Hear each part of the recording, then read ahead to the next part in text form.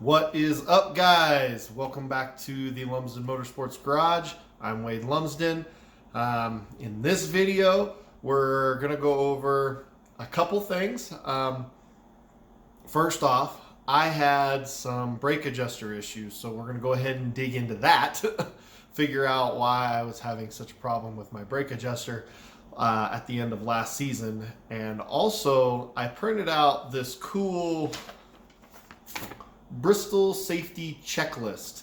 I'm gonna go over the stuff on my car and the stuff in this list and make sure that we're up to snuff with safety stuff. So don't forget, if you like following this wonderful adventure on the road to Bristol, make sure you like and subscribe. I got a bunch of other cool projects and stuff that I do too, so like and subscribe if you want to see those. And let's get to work. Okay, so for those of you that don't already know, a brake adjuster is this cool little rod down here. I can turn this rod to adjust how much front and rear percentage brake percentage that I have. So like if I want to loosen my car up, I turn it more towards rear brake, and that'll help break the car loose and bring the rear end around. If I want to tighten the car up, I can put it more towards the front, so it comes down on the front, you know, and drives in a little bit straighter. So that's what that does. But I don't know if you could tell, I was having some issues here. Like, it's kind of jammed up. Like, I don't like that it's jammed up. It's supposed to spin nice and free. So we're going to take a look and see what in God's name is wrong with that. Because when I installed the thing, it worked really well. Granted, that was, I don't know, 70, 80 nights ago. It was a long time ago. So it's got a lot of races on it. And stuff wears out, stuff breaks, stuff bends. So let's take a look and see.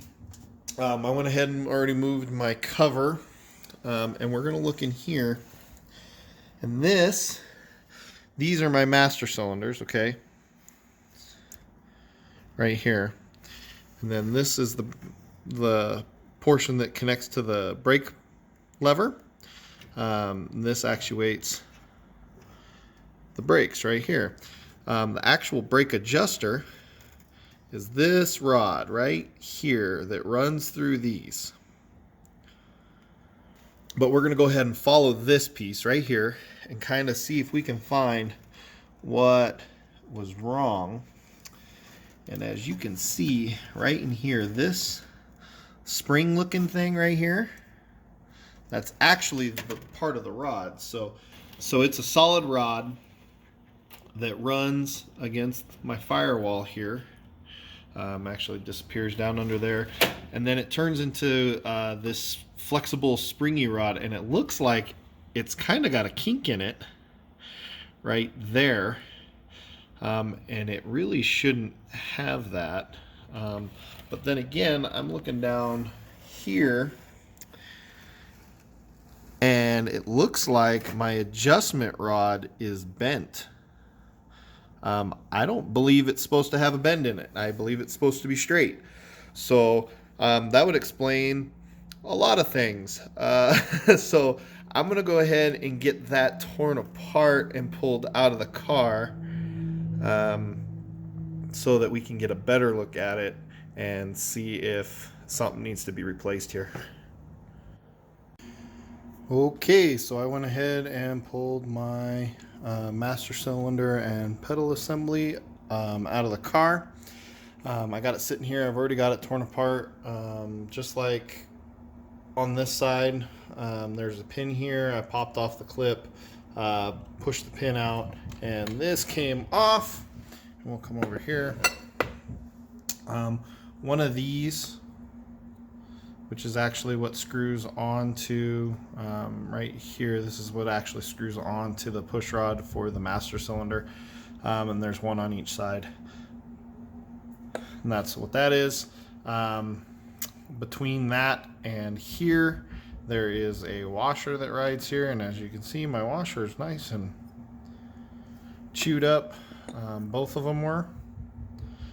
Yeah, not so hot. And then I'm gonna pull this rod out, which I've already done. If you can't tell, I already had all this apart. There's a bearing in here that allows this to get the swivel it needs to actually change. This was actually locked in place in the center over here, where the bend is, which there should not be a bend in this. So that explains a lot. So this was all jammed up over here. And because of the twist in this being mounted to it, right? I could not get any spin because this rides right on top of here, right in front of this, so it doesn't really have any give or go. So I basically, when this bent, I created a giant jam nut, and these were jammed on the nuts on here. It was just all bad. So I think I can get this cleaned up, replace the washers, and I think I can just replace this rod if I can find something strong enough and get it put back together without having to go buy a whole new pedal assembly. But it's not necessarily a bad thing anyways, because I'm gonna want to lube up the pin spots and all that happy stuff. So I'm gonna see if I can get a rod so that I can just replace that and replace the washers and get it put back together. So yay, just one more thing. And I am not 100% sure on the adjuster. I'm gonna see if I can continue to use the brake ballast adjuster that's in there. But like I showed you before, I unbolted it. I undid it in there, but like I showed you, it's got that kink in there. See if I can get my finger in here without. It's got that kink in it right there. That used to be a nice swoop. I don't know if that's going to affect how this is going to turn or not once it's not all jammed up. So I'll do a little bit more research on that, but I'm going to attempt to put it together back the way that it is before I have to go buy a new actual adjuster. If you guys know when this video comes up, if you know that that's going to create problems, let me know in the comments. That might save me a lot of frustration. So, yay, one more thing. All right, so we're going to start the process of going through the safety equipment and this wonderful checklist. I have my wonderful helpers, Cooper and Brantley, my puppy dogs. They're probably going to be seen throughout this video. But anyways, let's get started on the list and kind of see what we got going on. First item on the list is a Snell 2010, 2015, or 2020 or FIA 8860 certified helmet in good condition. I have a helmet. Bam. She's a little dirty, needs to be cleaned up, but it is Snell SA 2015. Awesome. So we are good there. Basically what the SA rating is that there's a fire retardant material inside the helmet, and they continually, with the 5-year gaps, they continually increase the impact requirements for the helmet. And then let's see here. So now we want to go to the SFI 3.2A fire retardant suit required, clean and in good condition. So we're going to come over to my fire suit. The 3.2A, basically this is the call out for how long you can go in your suit on fire without getting a second-degree burn. I believe that there's like 3.2A, there's 3.2A 5, and a couple others. But if you really look at the TPP rating of these ratings, they'll give you a number, and if you divide that number by 2, that should give you how many seconds you you have until getting second-degree burns. So like a 3.2A, just a regular 3.2A is a single-layer suit. I believe it has like a TPP rating of 6, so you have basically 3 seconds. Now my suit, we're gonna take a look here. My suit is a 3.2A/5. It's a TPP rating of 20, so that gives me basically 10 seconds to get out of a car if I need to. And it says needs to be clean and in good condition. So my suit looks like it's in pretty good shape. Let's take a gander. Well, all right, we might be having issues now. I don't know. I don't know if that's gonna fly. We got the dogs over here wrestling.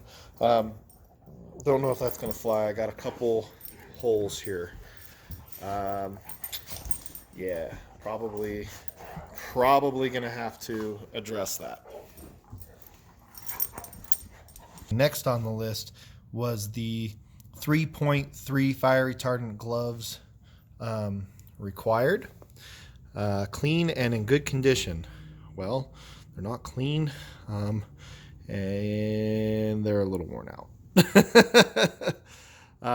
That's really the only hole I got in my set of gloves, but that's probably going to make it to where I have to get a new set of gloves. Oh, the joys. Alrighty, so the next one is going to be the 3.3 fire retardant racing shoes, clean and in good condition. Here are my shoes. They have the 3.35/5 rating, so they are rated okay. These shoes have been used up pretty good, so I don't know if they're gonna make the cut. Man, I might be having to invest in some safety equipment, but those are the shoes. Head and neck restraint, SFI 38.1. Okay, so I have a Hans device. If you take a gander, 38. Get my hands here. 38.1 right there. So it meets that. Basically, what that rating is it's calling out that it's got to be able to withstand like 68 G's. So just to give you an idea, if the weight of your head and your helmet and your neck all together were like 7.9 kilograms or something, you would be probably, if you came to a dead stop at that rate of speed, it'd be like having a 1,200 pound force. All right, so the next little bit here is a full containment stock car seat mounted properly as per manufacturer's recommendations, must be affixed to roll cage. I have an Ultra Shield full containment seat. That makes me extremely happy. One of the best investments I made in my safety is having that seat, plus it holds you in place when you're trying to drive, so it's really important. I put this little pool noodle here only to space my head up off of the inside head restraint, only because I was tired of my head kind of leaning over a little bit, so it straightens my neck out just a little. All right, now the next one is a 16.1 driver restraint system. Minimum 5-point, good, clean condition, mounted properly, must be affixed to roll cage, must be within 3 years of manufacture date. All right, so let's get in here and look. Oh boy, not valid. Oh, yeah, not valid. Let's see here. We just expired. Valid until June of 2020. I know this is upside down. Yeah, so it was rated correctly, but we are no longer in our specs. But I got something for that. So I just so happened to be lucky enough to be at Summit Racing Equipment, and they had a bunch of stuff on their discount rack. And on that discount rack was this set of belts that is valid until June of 2022, and it meets the 16.1, which is awesome. And you might be like, well, you're not getting your full 3 years. Yeah, well, this is like a $260 or $270 set of belts that I got for $50 on the discount rack. So I'm not going to complain at all. I got lucky. We'll get these installed in the car. All right, so next on our list is a SFI 27.1 or 37.1 window net, and mounted properly. Okay, awesome. Here's my window net. We've got the 27.1 rating. Now mine is actually dated for 2018, but on this rule I do not see a date requirement, and I looked up on IMCA and they have a recommended date requirement, but it's not like a solid it must be. I mean, my window net's a little dirty just because it's orange and it looks dirty, but it's in really good shape. So I don't know if I'm gonna have to replace that or not. If I have the funds and stuff available, or if I can find a sponsor, I will probably go ahead and just replace it just to be safe. If not, that might be one of the pennies I pinch. All right, next on the list, quality built and undamaged roll cage as prescribed by sanctioning body. Well, this is a 2018 Larry Shaw or Shaw Race Cars chassis, and they do really good work. So I'm pretty positive that I fit that bill.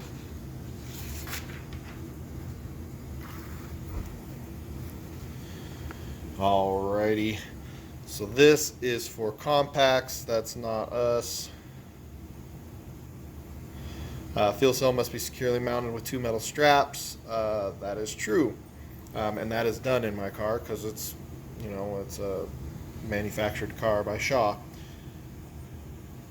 Must have protective screen and bars in front window. That's what those are. That's my visor that I made out of duct tape. But yep, got my bars. Okay, so batteries must be mounted with brackets and positive fasteners. So here's where my battery is located, and it is bolted in place, which is, I believe, meets the requirements. But something that I want to do is there's actually a little tab right here that goes up. It goes up to underneath the battery box, and I think I'm going to build a little addition off of that up to the battery box to help just support it a little bit more. With the speeds that we're running, I think, especially at like Bristol, I think it would just be nice to have that little bit of extra safety. So I think I'm going to add that. Seats should be mounted so that no part of the driver helmet is above the cage halo at any point. If you have no idea what they're talking about, this bar right here, this one, it goes all the way around and attaches back to the main hoop. That is the halo. So when I am sitting in the seat, my head needs to be below the plane of these bars. That's why it's important when you are, putting your seat in. You really should have help. You need to make sure that it's setting in a position with your helmet on, because I've made that mistake before. I'm good without a helmet, and then all of a sudden I put my helmet on and my head's up in the bars. So make sure you're below that. I, in fact, am, so I don't really need to check that. Next is the receiver or like one-way driver radio device. I know they got the receiver. There's like a Bumblebee one or something like that, but it is really important. There's mine.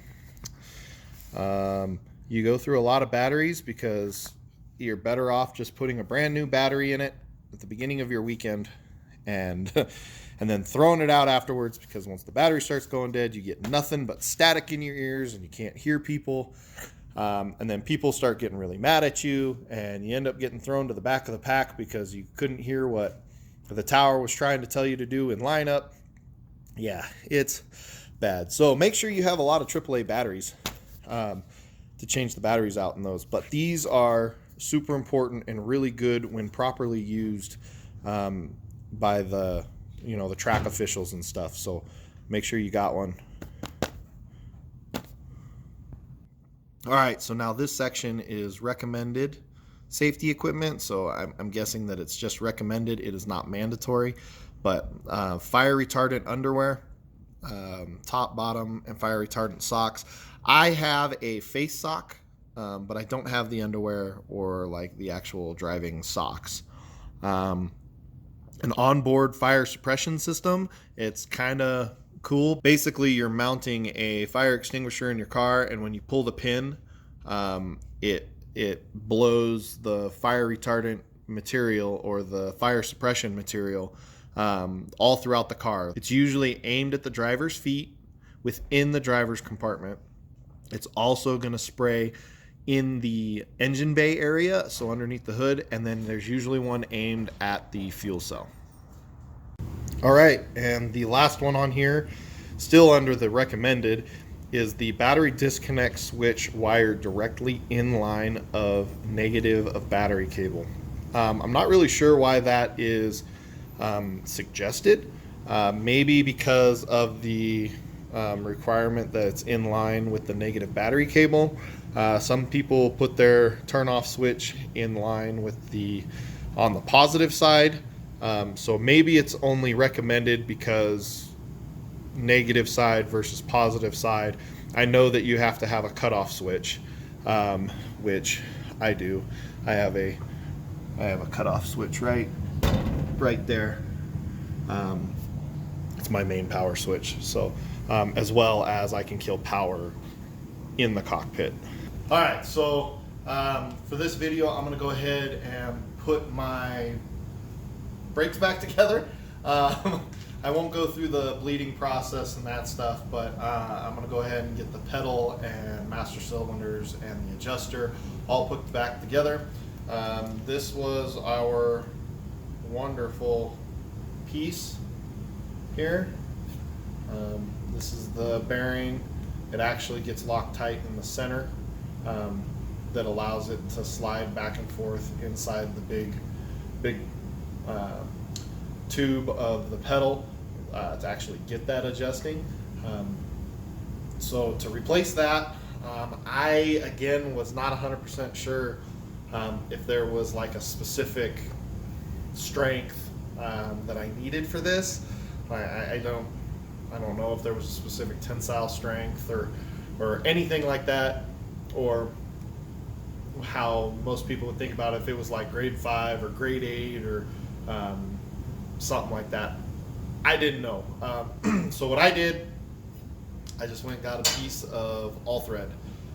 So I'm going to cut a piece to length here, get all this stuff transferred over here, and get it all put back together. I also went and got myself some new flat washers because the other ones were all reamed out and actually getting stuck on the adjuster nuts on here. So got myself some new flat washers, piece of all thread. Let's see if we can get this thing put back together.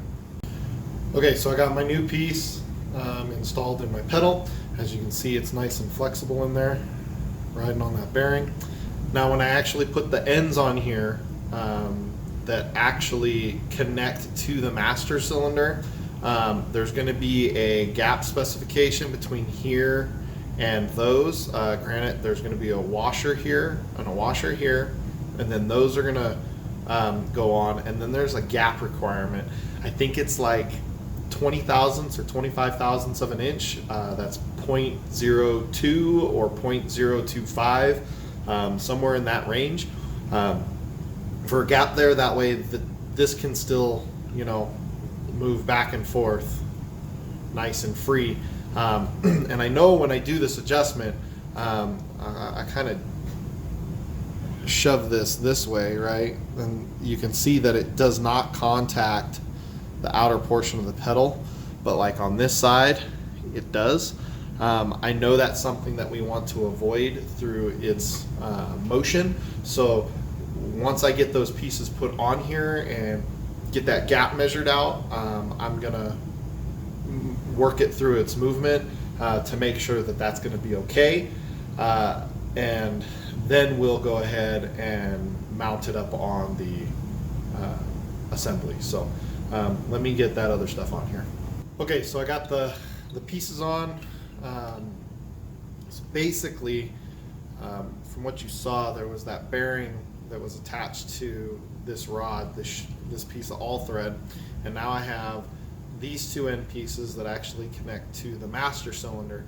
And so what happens is you spin the piece of all thread in and out, and as you can see, it doesn't actually change the positioning of these, right? The piece of all thread screwing in and out of that, but that bearing that's inside here is moving from left to right.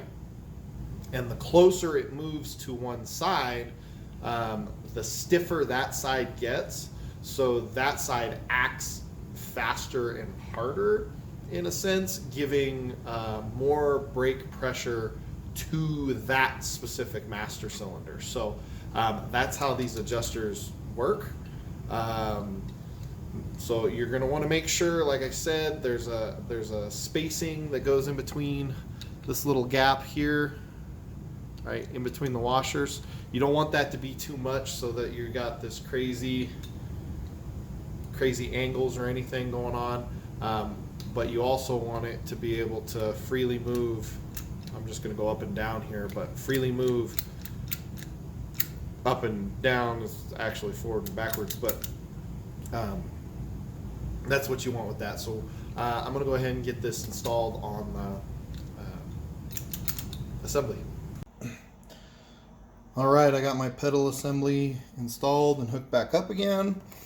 As you can see, the rods are, I mean, they're not perfectly parallel and straight with each other, but they're pretty close. I made sure to do the clearance in between here. It's, like I said, it was like 20 thousandths or 25 thousandths of an inch, all combined in slack. And then I went ahead and hooked my brake adjuster back up,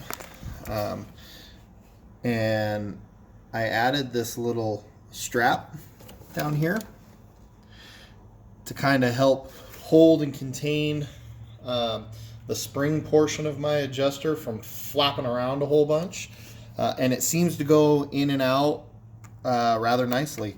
Lock to lock, it has 15 turns. I believe that's good enough.